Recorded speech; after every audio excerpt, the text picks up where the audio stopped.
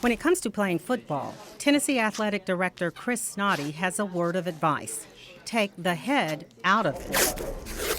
I think we want to do more with the heads than we used to. The head has kind of become a big thing. Part of maybe the influence of the NFL. Everybody wants to make a big hit. Making a big hit may mean the risk of concussion. Snoddy says that concussions are no longer taken lightly in sports. They are traumatic brain injuries and could mean keeping an athlete on the sidelines for several weeks. There's a cumulative effect of concussions. It's easier to have the next concussion after the first concussion, and it may take longer for you to return when you have your second or third concussion. The Centers for Disease Control reports that sports-related concussions in the U.S. have reached an epidemic level. There are around 1.6 to 3.8 million sports-related concussions in the United States every year. I think we're more aware of concussions and we're more focused on concussions. 20 years ago, you just kind of played through it because you didn't know any better as an athlete.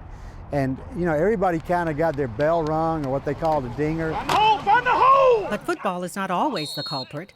Cole Porter got a concussion while wakeboarding. I went up for a jump and I just came down wrong and I landed head first. And when I came back up, I was a little dizzy. And then when I got back to the boat, I had just a major headache, and that kind of set it off. Concussions happen in the world of outside the sports that affects our athletes, because a lot of athletes today are involved in multiple sports. Soccer and cheerleading have very high concussion rates. Yes, let's go! Cheerleading may have the highest from where they catch an elbow when they're stunning, or a knee when they fall too far, or when they get dropped and hit the floor. Just close your eyes. Before his team's practice, Porter took a balance test that helps to gauge concussion recovery. With their concussion, they'll actually fall off that. Now stand on one foot. You probably want to check both feet to make sure that don't have a knee or ankle issue. I'd say his balance is very good, or normal. Tennessee is one of only 5 states in the nation that currently has no existing or pending legislation around concussion testing.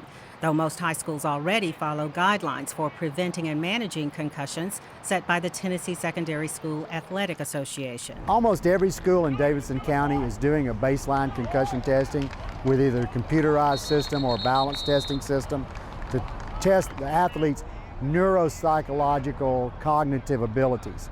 And they're checking to see how quick they react to things on a computer screen. So you can get a very quantitative score of what this athlete is normally, without a headache, without any signs of a concussion. There are various ways student athletes can prevent concussions, but wearing a helmet is not always one of them. The helmet and the head does not need to be the primary contact point.